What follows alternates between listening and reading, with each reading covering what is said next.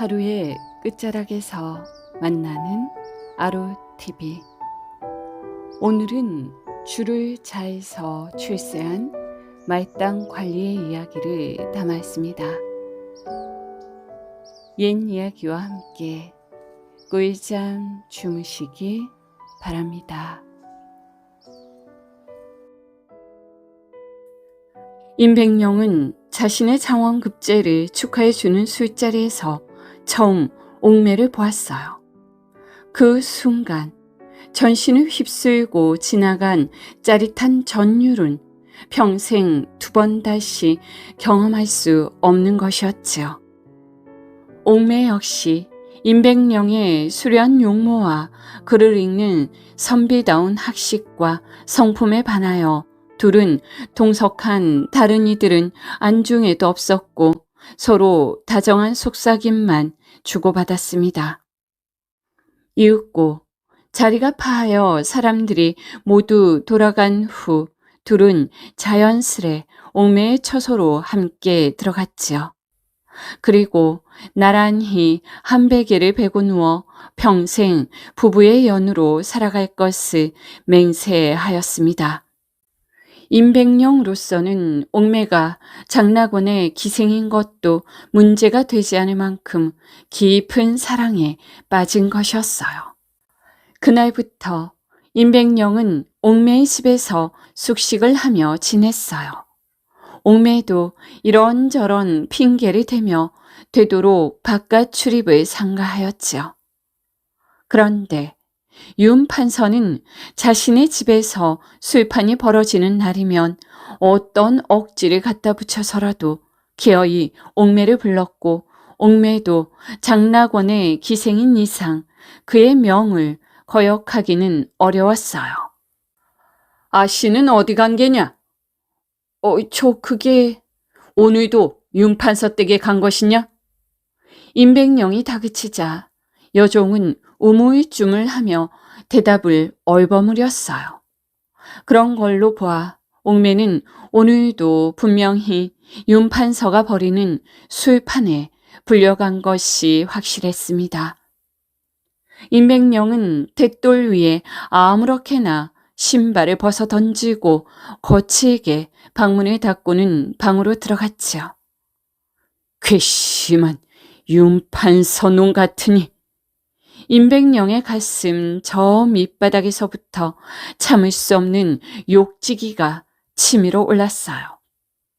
비록 옥매가 장낙원의 기생이라고는 하나 자신과 옥매가 서로 은혜하는 사이라는 것은 이제 알만한 이는 다 아는 사실인데 그럼에도 불구하고 번번이 제 집의 술판에 옥매를 불러들이는 이유로 더욱 화가 났던 것이었어요. 임백령이 가슴속 분을 사기지 못하고 끙끙대고 있는데 방문을 열고 여종이 주안상을 마련하여 들어왔습니다. 나으리 아씨께서 지난번처럼 그리 늦지는 않을 것이라 말씀하셨습니다. 내게 신경 쓰지 말고 가서 네 일이나 보거라. 술병을 소리나게 상에 턱하니 내려놓으며 임백령은 여종에게 괜한 화풀이를 하였지요. 여종이 나가자 임백령은 생각이 잠겼어요. 어찌하면 윤 판서가 옥매를 제 집 종부리듯 멋대로 오라가라 하지 못하게 할까? 그러나 아무리 임백령이 궁리에 궁리를 거듭해도 별 뾰족한 수는 없었지요. 윤 판서는 지금은 승하하셨지만 장경 왕후 윤 씨의 남동생으로 장차 이 나라 보위를 이어갈 세자 마마의 외삼촌인 유님이었어요. 더군다나 유님의 권세는 현재 최고의 세력가인 김한노와도 그 끈이 다 있어 감히 어느 누구도 건드릴 엄두를 내지 못했지요. 그런 윤 판서에 비한다면 이제 겨우 말당 관리에 불과한 임백령은 윤판서가 부리는 세도 앞에선 바람 앞에 등불과도 같은 언제 꺼질지 모르는 미미한 존재에 불과했어요. 그렇게 임백령은 자신의 신세를 한탄하며 내리 술잔을 비웠습니다. 그러다 문 밖에서 기척이라도 들리면 옥매가 돌아왔나 싶어 얼른 방문을 열어보기도 하였지요. 임백령은 벌써 술을 2병이나 비우고 있었습니다. 제기랄, 권력만 있으면 나는 새도 떨어뜨리는 더러운 세상이야. 임백령은 또 한 번 가슴 저 밑바닥에서 끓어오르는 욕지기를 간신히 삼켰습니다. 그러고는 맥없이 앉아 금방 비운 잔에 술을 따르고 있었는데 방문을 열고 옥매가 들어왔지요. 얼마나 시달렸던지 한눈에 보기에도 지친 기색이 역력했지요. 허, 이렇게 늦게 오는 걸 보니 꽤 재미가 좋았나 보구먼.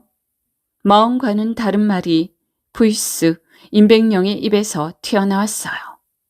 옥매는 자리에 앉더니 대답 대신 임백령의 손에서 술병을 빼앗았지요. 약주가 과하신 것 같습니다. 무슨 상관이요?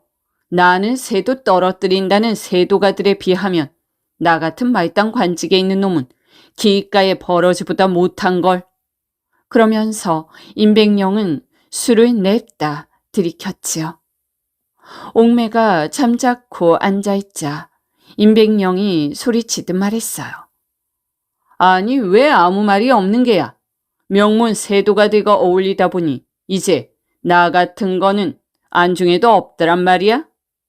그러나 임백령은 그런 말을 한 것을 곧 후회했어요. 옥매가 울고 있었습니다. 소리 없이 옷고름으로 눈물을 닦아내지도 못하고서 그저 머루같이 굵은 눈물 방울을 고운 치마폭으로 받고 있었어요. 아니, 옥매. 임백령은 애간장이 끊어지는 듯 더는 말을 잇지 못하고 가만히 있었어요. 옥매는 살포시 임백령의 품속으로 안겨들었지요. 그러고는 임백령의 가슴에 머리를 기대었습니다. 서방님, 잊으셨습니까? 서방님과 제가 평생토록 부부의 연을 맺기로 한 그 맹세를 이제는 잊으셨다는 말씀이십니까? 서방님께서는 소녀가 윤판서 댁에 좋아서 간다고 생각하십니까? 정녕 그리 생각하십니까? 속으로 울음소리를 삼키던 옥매는 가느다랗게 흐느끼기 시작했어요. 아니, 내가 잘못했소. 정말 미안하구려. 못난 나를 용서해 주시오. 임백령의 눈가에도 안개의 입자처럼 습한 기운이 서렸습니다. 임백령은 품에 안긴 옥매의 등을 칭얼거리는 아기를 잠재우는 듯 어미처럼 다독여 주었지요. 그러나 채 며칠이 지나지 않아 두 사람은 이 밤보다 더 처절한 피눈물을 흘리며 생이별을 하게 되었습니다. 유님이 강제로 옥매를 끌고 가 첩으로 삼아버린 것이지요. 옥매가 유님의 첩으로 끌려간 후 임백령은 날마다 술에 취해 살았습니다. 그는 언젠가는 꼭 유님에게서 옥매를 다시 데려올 것이라고 맹세했지요. 그리고 어떻게 해서든지 유님에게 복수하여 옥매와 자신의 가슴에 맺힌 한을 풀리라 절치부심하고 있었습니다. 임백령이 그렇게 옥매에 대한 그리움과 유님에 대한 원한으로 괴로워하며 하루하루를 보내던 어느 날이었어요. 윤원형이 비밀리에 한 통의 서찰을 보내왔지요. 내용인즉슨 의논할 일이 있으니 일간 만나자는 것이었어요. 임백령은 생각이 잠겼지요. 아니, 그가 무엇 때문에 나를 만나자는 것일까? 윤원형은 지금의 중전이신 문정왕후 윤씨의 오라버니로 지금은 유님 일파와 남곤 일파의 세력에 밀려 길을 펴지 못하고 있지만 일만 잘 풀린다면 승승장구할 인물이었어요. 임백령은 이런저런 상념으로 밤늦도록 쉬 잠을 이루지 못했지요. 그러다 임백령은 사랑하는 옥매를 떠올리고는 일단은 어떻게 해서든지 신분 상승을 해야 한다는 결론을 내렸어요. 잘만 하면 윤원형이 그 교두보 역할을 해줄지도 모른다는 일말의 기대감마저 가지게 되었지요. 다음 날 퇴거를 한 임백령은 밤이 이슥해지자 윤원형의 집으로 향했습니다. 청지기의 안내를 받아 안채로 들어가니 윤원형이 흡족한 미소를 띠고 앉아 있었지요. 어서 오시게. 기다리고 있었네. 허허허. 미관 말직에 있는 소생을 친히 불러주셔서 몸둘 바를 모르겠습니다. 아하, 아니야, 아니라네. 내 일찍이 눈여겨본 바가 있어. 이리 먼저 청한 것이네. 임백령이 대답을 하지 못하고 머뭇거리는 것을 보고 윤원형이 밖을 향해 소리쳤습니다. 무엇들 하는 것이냐? 어서 주안상을 드리지 않고. 예, 미리 대령하여 기다리고 있었사옵니다. 문 밖에서 여인의 다소곳한 음성이 들리더니 이어 문이 열리고 주안상을 받든 여종을 앞세우고 가녀린 여인이 사뿐히 걸어와 상 옆에 앉으며 말했어요. 난정이라 하옵니다. 변변치 않지만 많이 드십시오. 여인이 인사하자 임백령도 얼떨결에 따라 고개를 숙였습니다. 난정은 윤원형이 아끼는 애첩으로 자색이 출중한 데다 개교도 뛰어나 윤원형뿐만 아니라 중전인 문정왕후에게도 총애를 받는 여인이었죠. 난정은 다소곳하게 자리에서 일어나 임백령에게 가볍게 목례를 하고 밖으로 나갔어요. 먼저 윤원형이 임백령에게 술을 권하며 말했죠. 자, 밖에나. 오늘은 자네가 내 집 손님이니 주인인 내가 먼저 권하겠네. 예, 그러면. 임백령은 다소 당황한 몸짓으로 윤원형의 술잔을 받은 다음 공손하게 두 손으로 술을 따라 올렸어요. 자, 들게나 오늘 마음껏 취해보세 그려. 윤원형은 술잔을 들고 임백령에게 권했지요. 그렇게 해서 술잔이 몇 차례 오고 간 후 윤원형이 말했습니다. 내가 얘기는 들었네. 지금 자네 심정이 어떠할지 짐작이 가네. 송구하옵니다, 대감.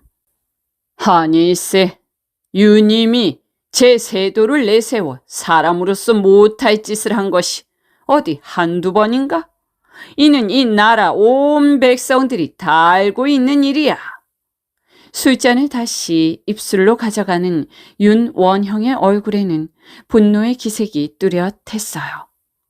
내가 자네를 긴히 만나자고 한 건 바로 윤인 같은 자를 그대로 두고 볼 수만은 없어서라네. 하오면 임백년의 입술이 잠깐 떨렸어요. 윤인뿐만 아니라 같은 일파인 김한노를 비롯하여 경빈 박씨를 등에 업고 세도가 행세를 하고 있는 난곤과 심정일파도 모두 차례로 쓸어버려야지.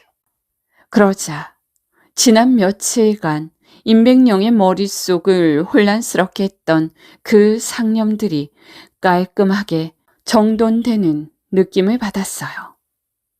윤대감의 야심 또한 만만치가 않구나.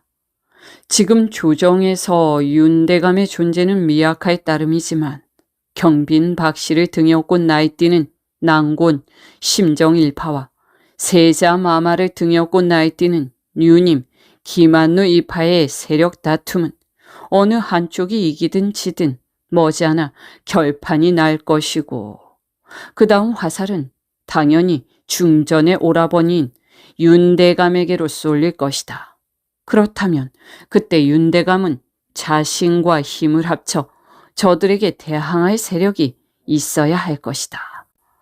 임백령은 윤원형 대감의 철저한 대비책에 놀라움과 함께 두려움마저 들었지요.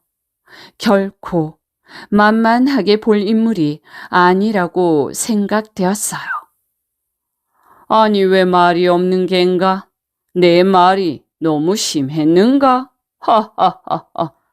아닙니다, 대감. 소생이 대감을 도와 그와 같은 큰일을 할 수 있을지. 그러자 윤 대감이 다시 술을 권하며 말했어요. 그 말은 내가 사람을 잘못 보았다는 뜻인가? 임백령은 술잔을 단숨에 들이켜고 대답했지요. 대감께서 미천한 소생을 그리 잘 보아주셨으니 그 은혜에 보답을 하기 위해서라도 사력을 다하겠습니다. 두 사람의 밀담이 이 같은 결론에 이르자 처음부터 그때까지 방문 앞에 서서 조용히 듣고 있던 그림자 하나가 안심한 듯 소리 없이 방문 앞을 떠났습니다. 돛돌에 내려 신발을 꿰차고 마당을 가로질러 가는 그 그림자는 미풍에 치맛자락이 가볍게 땅에 끌리고 있었지요. 중전마마, 문안 들여옵니다. 어서 오시게나. 참으로 오랜만에 보는구먼. 난정은 큰 절을 올리고 난 후 다소곳하게 앉았지요. 마마, 그간 별거 없으셨는지요? 그렇게 궁금한 사람이 이제야 오시는가? 중전인 문정왕후는 다소 환한 기색으로 말을 받았어요. 용서하옵소서 마마, 죽을 죄를 지었나이다. 이 사람아, 죽을 죄라니 그 무슨 당치 않은 소리인가? 자네 앞에선 내 무슨 말을 못하겠네 그려. 허허허. 중전인 문정왕후는 오라버니 되는 윤원형의 애첩인 난정을 이처럼 허물없이 농담을 주고받을 만큼 아끼고 예뻐했어요. 천성적으로 타고난 미색에다 총명하고 밉지 않을 만큼의 애교까지 적당히 부릴 줄 아는 난정은 여러 사람들과 함께한 자리에서 언제나 분위기를 주도하여 화기애애하게 만들었지요. 그래, 오라버니는 잘 계신가? 예, 마마, 평안하시옵니다. 그럴 테지. 자네가 오라버니 곁에 있는데 내가 괜한 걱정을 했네. 당치 않사옵니다, 마마. 난정은 머리를 조아렸어요. 윤원형이 임백령과 밀담을 성사시킨 다음에도 윤원형의 집에는 야음을 틈타 행보를 옮기는 이들이 적지 않았지요.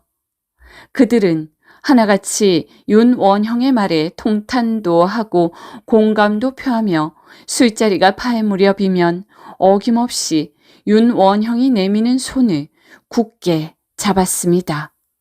그렇게 윤원형이 자신의 세력을 조금씩 규합해 가는 동안 난정은 주안쌍만을 준비하지 않았지요. 난정도 그에 못지않은 역할을 하고 있었어요. 윤원형은 사람들의 이목 때문에 자신이 직접 중궁전을 찾지 못하는 대신 난정을 보내 연락을 주고받고 있었던 것이었어요. 난정은 좀 전보다 표정을 더욱 밝게 하여 중전에게 아뢰었지요. 마마, 실은 마마께 드릴 말씀이 있어 이리 찾아뵈었나이다. 그러자 문정왕후는 안에 있는 궁녀들을 밖으로 내보냈어요. 무슨 말인가? 난정은 다시 한번 주위를 살핀 후 문정왕후 앞으로 바짝 달라붙어 무언가를 나직하게 속삭였지요. 잠시 후 문정 왕후의 얼굴에는 가벼운 경련이 일었어요. 그래. 우리가 살아남으려면 그 수밖에 없겠지. 문정 왕후는 난정을 향해 엄중하게 말했습니다. 이 일이 자칫 잘못되는 날에는 수십, 아니 수백의 명줄이 한 날 한시에 끊어질지 모르니 한치의 실수도 있어서는 안 될 것이야. 문정 왕후의 말에 난정은 간교한 미소를 띄우며 고개를 조아렸어요. 난정이 중궁전을 다녀간 그 며칠 뒤 세자의 생일이었습니다. 윤원형과 난정은 우선 세자의 생일을 이용하여 경빈 박씨와 그를 따르는 심정, 남곤 일파를 제거하려는 계획을 세웠지요. 난정은 우선 궁녀를 매수하여 불에 그을린 쥐를 세자궁 뒤뜰 나뭇가지에 걸어놓으라고 시켰습니다. 다음 날 대궐은 발칵 뒤집혔지요.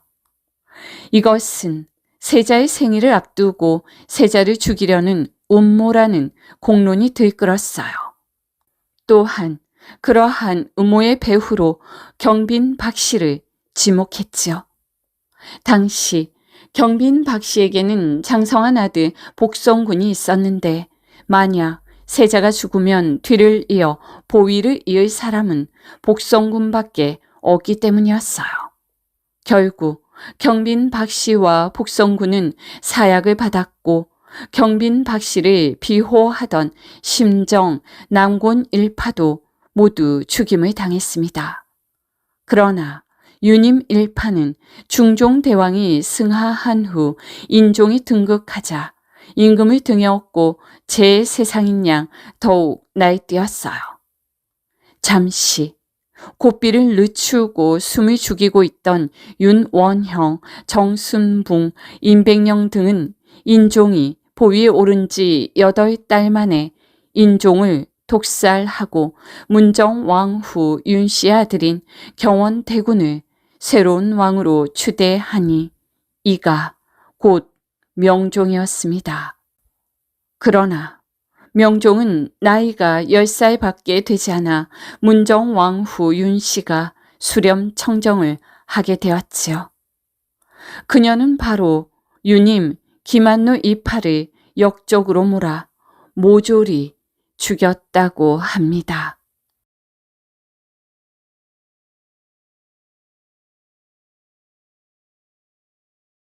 옛날에 이천이라는 남부러울 것이 없는 아이가 있었다. 대대로 높은 벼슬을 한 집안의 아들로 태어났으며 집도 아주 부자였다. 이천은 어렸을 때부터 만능 체주꾼이어서 집안 사람들의 기대를 한몸에 받았다. 어머니는 아들이 자랑스러웠지만 성격 때문에 걱정도 많았다. 이천은 욕심꾸러기에다 심술꾸러기였다. 자기가 갖고 싶은 건 어떻게 해서라도 가져야 직성이 풀렸다. 그리고 자기보다 약한 사람을 아무렇지도 않게 괴롭혔다. 어려서부터 그가 최고라고 떠받드는 사람들 사이에서 이렇게 자라다 보니 교만하기까지 하였다. 그런 이천에게 큰 시련이 닥쳤다. 이천의 외삼촌 염흥방이 관리들에게 뇌물을 받고 백성들의 재산을 함부로 빼앗은 죄를 저질렀다. 뿐만 아니라 나라의 재산을 자기 마음대로 사용하기까지 했던 것이다. 이천의 집안은 외삼촌의 비리 사건에 휘말려 풍비박산이 났다.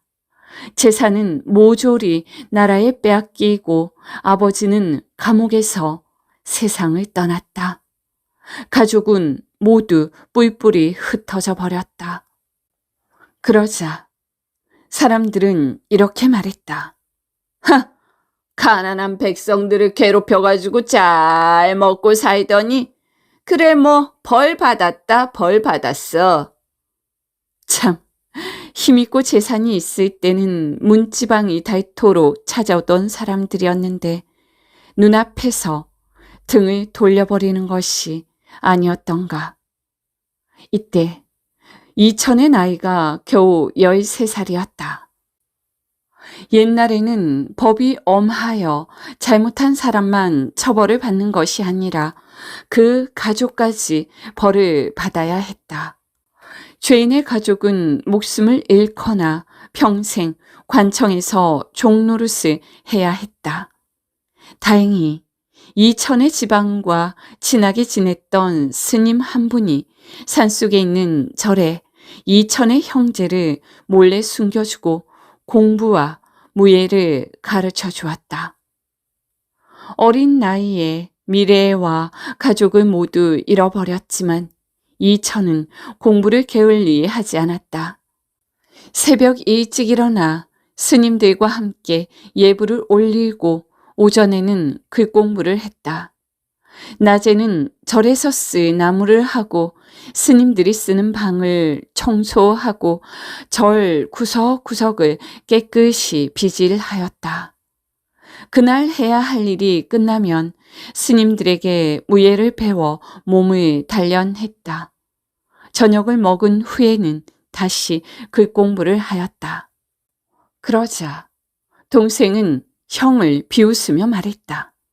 아유, 형님은 뭐하러 그렇게 공부를 열심히 하십니까?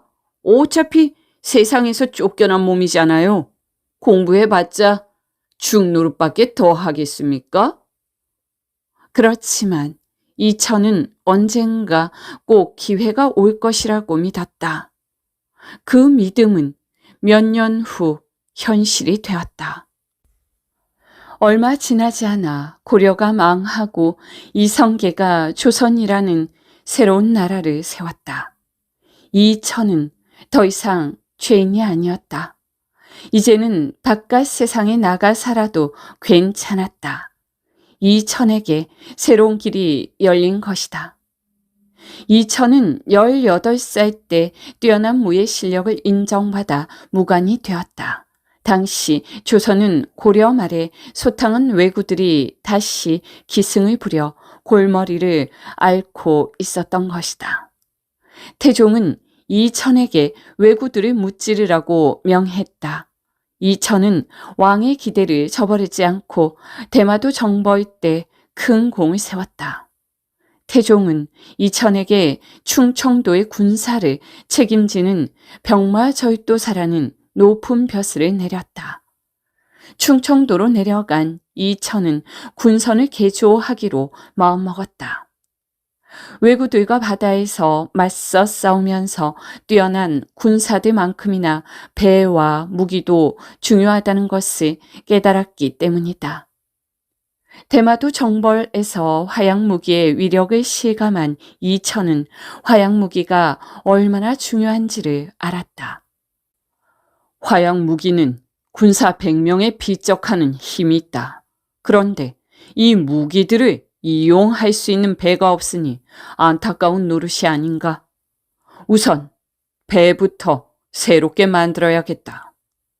다음 날 이천은 배 만드는 기술자들에게 배를 한 척 보냈다. 어이구, 조이또사 나으리, 이건 외놈들의 배가 아닙니까? 그렇다네. 왜구들과 전투를 하다가 포획한 배를 특별히 부탁해 가져오게 했네. 이거를 어디다가 쓰시려고 가져오셨습니까? 자네들이 이걸 보고 어디가 좋은지 꼼꼼히 살펴보게. 그런 다음 이 배보다 더 좋은 배를 만들어 보세. 아유, 외놈들은 인의 예지도 모르는 쌍것들이라 하더이다. 그런 놈들에게 배울 게 뭐가 있겠습니까? 공자께서는 6살 배기 아이한테도 배울 것이 있으면 배우라고 하셨네. 바다에 대한 것은 왜구들이 우리보다 낫지라는가? 우리가 여태껏 왜구들에게 수없이 패한 것도 바로 그들의 배가 우리 배보다 낫기 때문일세. 그래도 어르신, 자네들은 왜구들의 배를 자세히 본 적이 있는가? 없습니다. 나는 왜구들과 바다에서 싸우면서 그들의 배를 직접 체험했다네.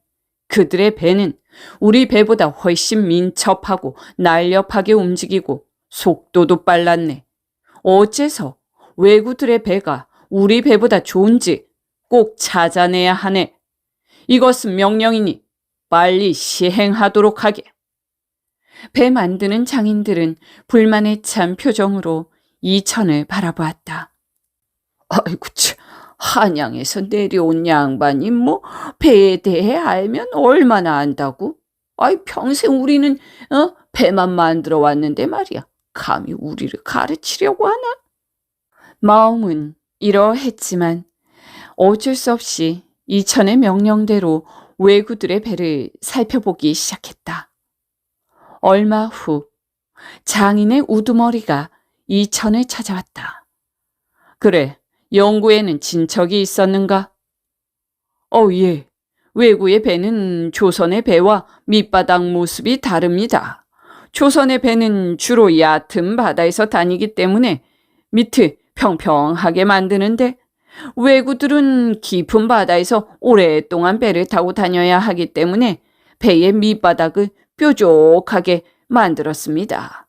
밑바닥을 뾰족하게 만들어 실제로 바다에서 타보았더니 그것이 움직이기도 쉽고 속도도 빨라졌습니다. 장인들은 이청과 함께 왜구의 배를 요모조모 뜯어보면서 좋은 점을 배워 새로운 군선을 만들었다. 그러던 어느 날 이천은 군선이 보관된 창고를 찾아가 배들을 살펴보다 이상한 것을 발견했다. 아니, 군선 밑부분이 왜 이렇게 많이 썩었는가? 예. 나무로 만든 배라 물에 잠기는 부분이 다른 부분보다 빨리 썩습니다. 아니, 밑이 썩은 배는 아무 쓸모가 없지 않은가? 썩는 것을 막기 위해 무언가 조치를 취해야겠구먼. 자네는 어떻게 하면 좋을 것 같나? 아이고, 그것이 참 별 뾰족한 수가 없습니다. 밑바닥이 썩으면 새로 만드는 수밖에 없지요. 그러자 이천은 이렇게 생각했다. 배를 만드는 데는 시간도 돈도 많이 드니 처음부터 튼튼한 배를 만드는 것이 더 이익이라고 말이다. 그렇게 며칠을 고민하던 이천은 한 가지 생각이 떠올라 배 만드는 장인을 불렀다. 내 여러모로 고민을 했는데 말일세, 배에 판자를 2개 붙여서 만들면 어떻겠나? 예? 판자를 어디에 붙인단 말씀입니까? 장인은 눈을 동그랗게 떴다.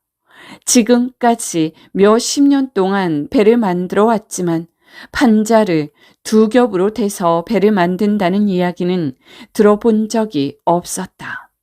무엇 때문에 귀한 목재를 2배로 들여 배를 만들자 하는지 이해가 되지 않았다. 배의 밑부분이 혹겹이다 보니 물이 새어 들어와 고이게 되어 결국 썩게 되지 않는가? 그렇습지요. 물이 닿는 부분부터 썩어 들어가니까요. 그러니 그 부분을 나무로 한 겹 더 감싸면 두께가 2배가 되어 여간해서는 잘 썩지 않을 테고 물도 훨씬 덜 새지 않겠나? 그 부분이 썩으면 그 부분만 다시 바꿔 달면 되니 간단하지 않겠는가? 아이고야, 그렇게 좋은 방법이 있는 줄은 몰랐습니다요. 아하, 그리고 이런 방법으로 배를 만들면 또 좋은 점이 있다네. 그게 무엇입니까요? 배 자체가 훨씬 튼튼해져서 무거운 무기도 예전보다 더 많이 실을 수 있을 걸세. 또 배가 튼튼하니 외선들과 부딪혀도 좀채 부서지지 않을 걸세. 이천은 신이 나서 이야기를 계속했다. 이천의 생각대로 만든 배는 아주 유용하게 쓰였다. 이천의 배는 주 하나 진료포같이 무거운 무기를 실어도 끄떡이 없었다. 이후 충청도에 침입한 왜구들은 무태 오르지도 못했다. 매운맛을 제대로 본 왜구들은 한동안 충청도 근처에 얼씬도 하지 못했다고 한다. 병마절도사 이천. 지금 세종은 전국에서 올라온 상소들을 읽다가 이천이 만든 군함에 대한 것을 보았다. 일찍이 이천이 무예와 지략이 뛰어난 사람인 줄은 알았지만 이런 재주가 있는 줄은 미처 몰랐던 것이다. 세종은 조선의 기반을 탄탄히 할 과학기술 사업에 이천 같은 인재가 너무도 절실하게 필요했다. 과학자적 능력이 있으면서도 지도자가 될 수 있는 사람. 이천은 드물게도 이 두 가지를 겸비한 사람이었다.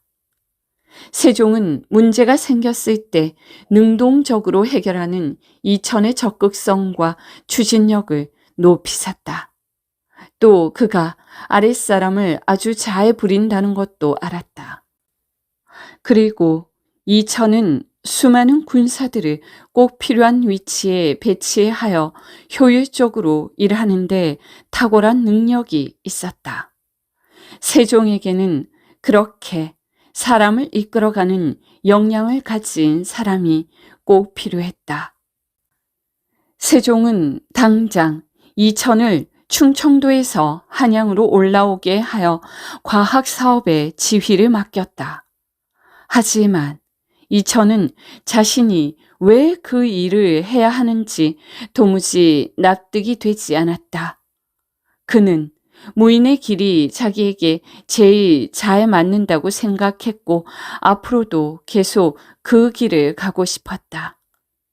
세종에게 명령을 거두어 달라고 부탁했지만 왕의 마음은 바뀌지 않았다.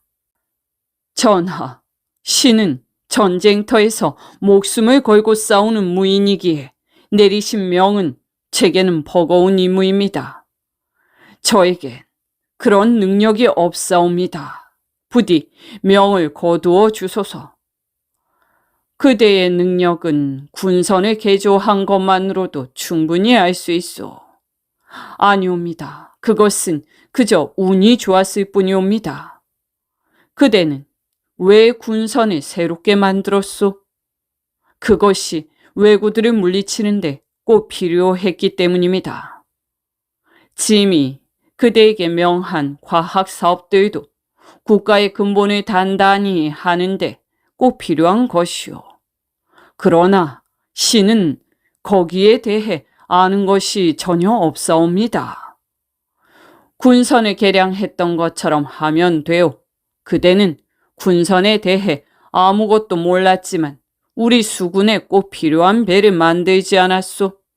그때의 경험을 살린다면 앞으로도 잘할 수 있을 거란 믿소. 모르는 것은 묻고 필요한 것은 부탁하면 되지 않겠소? 그대의 마음을, 그대의 생각을 펼치면 되는 것이오. 아무 걱정 없이 일에 몰두하길 바라오. 세종은 온 힘을 다해 이천이 하는 일을 도와줄 것이라고 약속했다. 세종의 열의에 할 수 없이 이천은 공조참판이라는 벼슬을 받아들었다.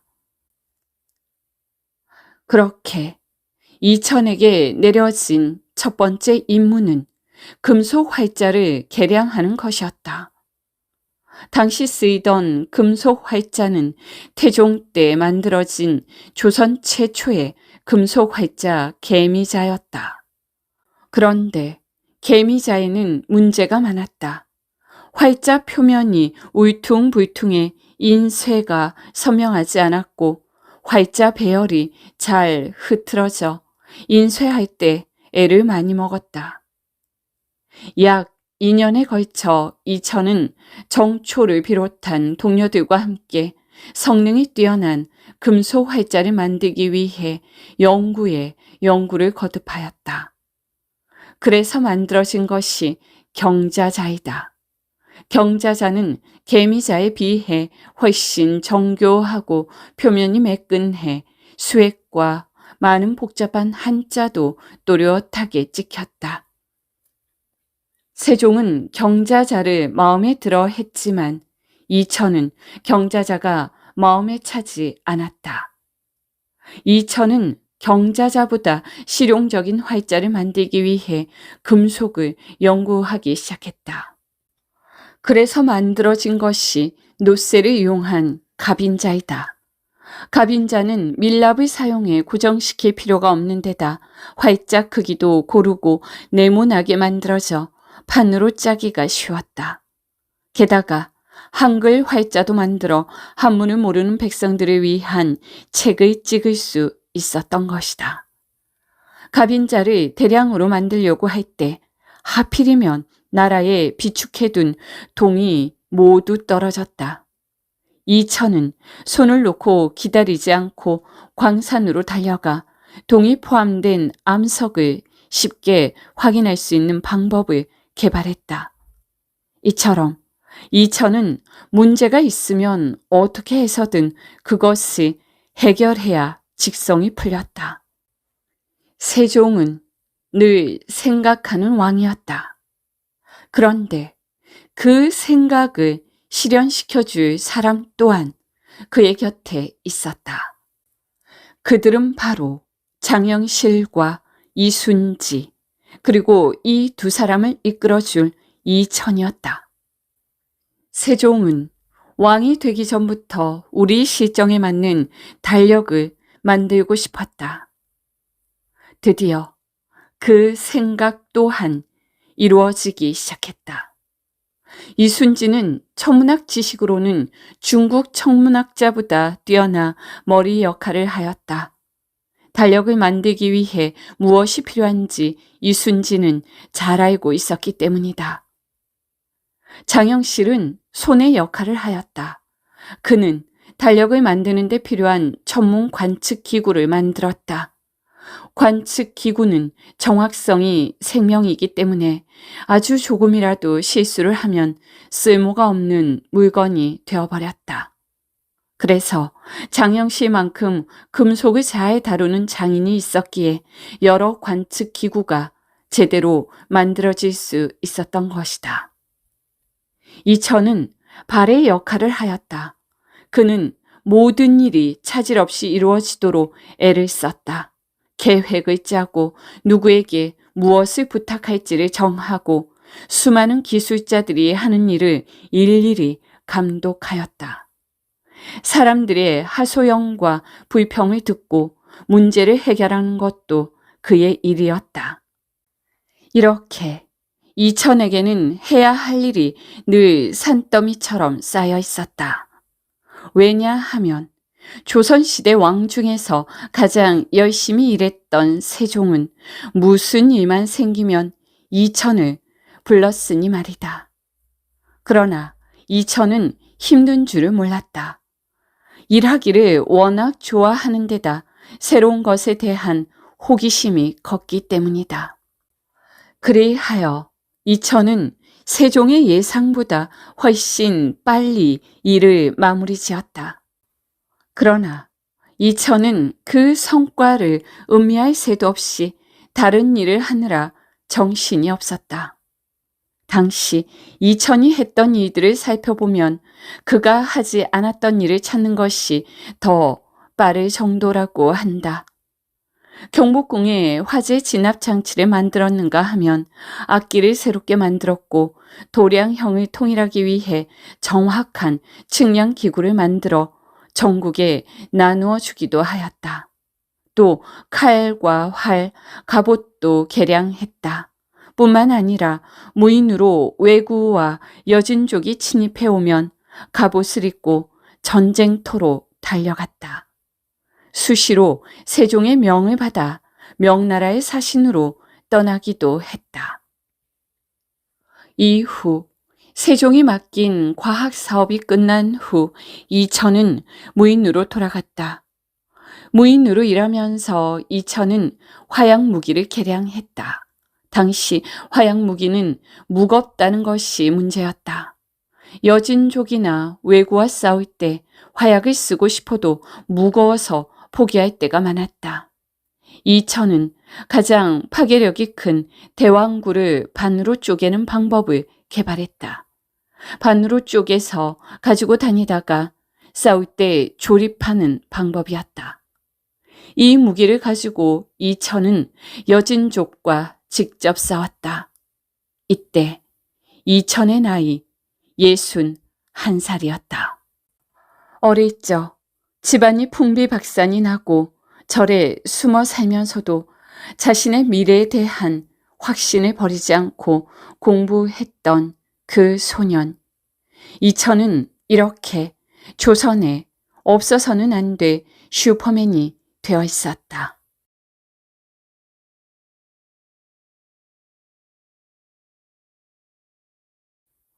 문과에 정원급제까지 했던 진복창이 경망스러운 사람됨으로 인하여 배척을 당하게 되자 중종 말년까지 외직을 떠돌며 이렇다 할 중앙관직을 얻지 못하고 어려운 시절을 보내야 했지요.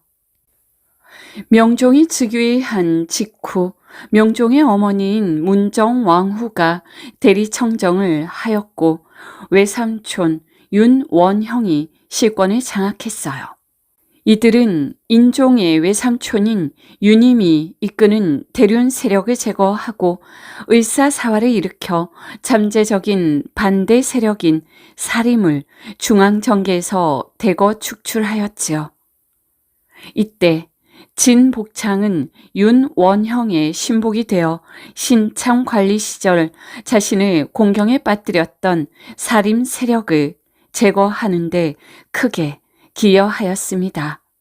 그래서 그가 죽을 때 실록의 사관은 그를 독사라고까지 불렀지요.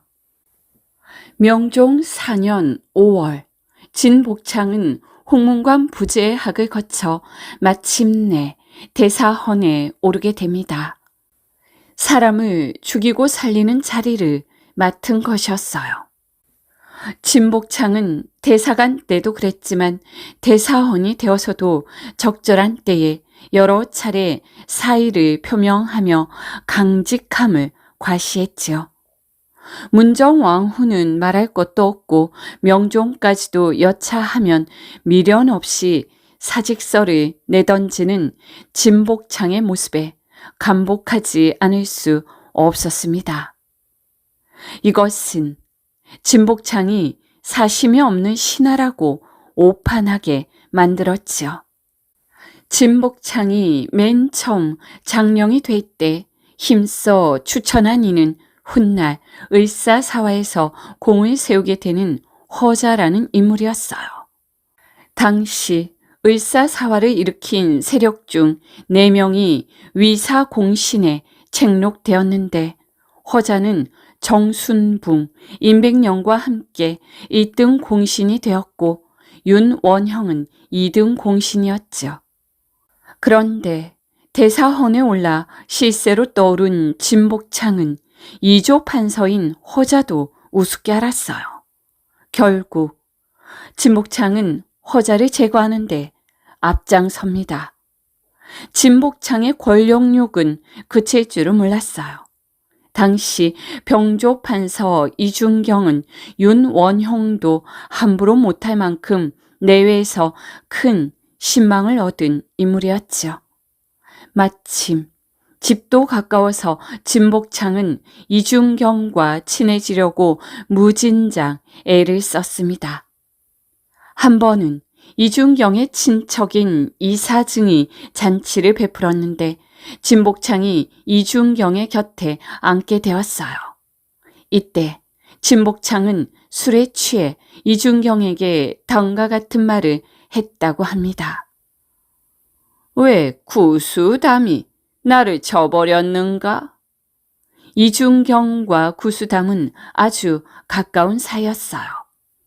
그런데 이날 잔치에 구수담의 며느리집 여종이 이를 거들기 위해 왔다가 진복창이 하는 이야기를 엿듣고 구수담에게 전하였지요. 그러자 구수담은 이렇게 생각했어요. 어허, 조만간 나에게 큰 화가 닥칠 것 같구나. 그런데 정말 얼마 지나지 않아 구수담은 진복창의 모함에 걸려 목숨을 잃게 되었습니다. 게다가 뒤늦게 구수담이 자신이 한 말을 알게 되었다는 것을 전해 들은 진복창은 이중경이 그 말을 흘린 것으로 단정하고 이중경까지 미워하게 되어 결국 이중경도 형 이용경과 함께 일시적이나마 병조판서에서 쫓겨나 귀양살이를 해야 했지요. 그런데 진복창의 독사짓은 이 정도로 끝나지 않았습니다. 진복창이 대사헌이 되려고 실력자를 찾아다니며 수작을 걸던 중 개성유수로 있던 강직한 성품의 송순이 진복창은 시시한 자로 조정을 시끄럽게 하니 미리 제거하지 않을 수 없다 하며 먼저 대사헌이 된 적이 있었어요. 그것을 진복창이 모를 리가 없었지요. 결국 송수는 진복창에게 대사원 자리를 내주어야 했습니다. 그러나 지나침에 끝이 보였습니다.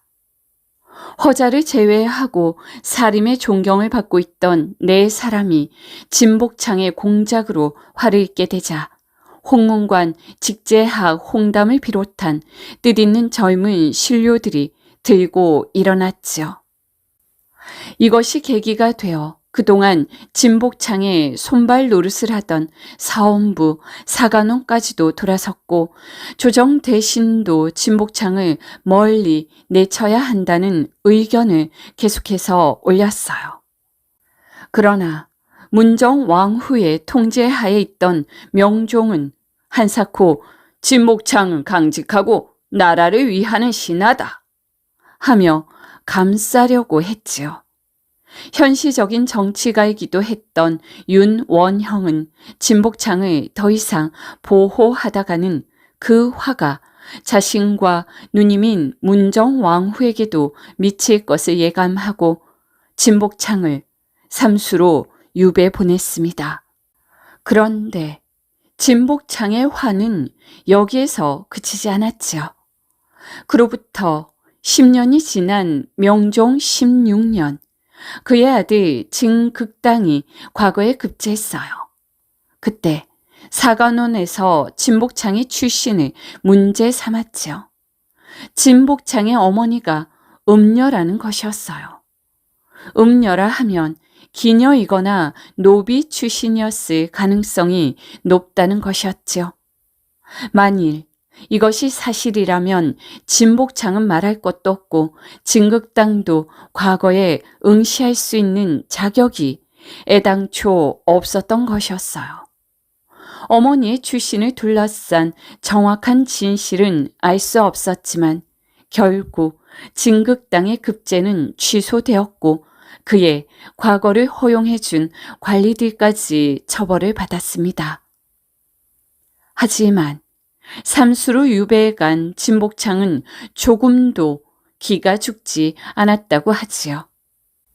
그는 백성의 땅을 빼앗기도 하고 공공연하게 뇌물을 요구하기도 했으며 집에 형틀까지 설치하여 자기 뜻에 맞지 않는 사람을 불러다가 곤장을 치기까지 하였다고 합니다. 졸개를 30여 명씩이나 거느리고 매 사냥을 하기도 했으며 사람을 때려 죽이기까지 했다고 합니다. 그러나 결국 조정에 보고가 올라가고 진복창은 가중 처벌에 해당하는 가죄를 받아 위리 안치되었다고 하지요. 위리 안치라 함은 죄인이 귀양지에서 달아나지 못하도록 집 둘레에 가시로 울타리를 치고 그 안에 가두었던 형벌이었어요. 그리고 얼마 후에 진복창은 너무나도 비참한 죽음을 맞이했다고 하지요.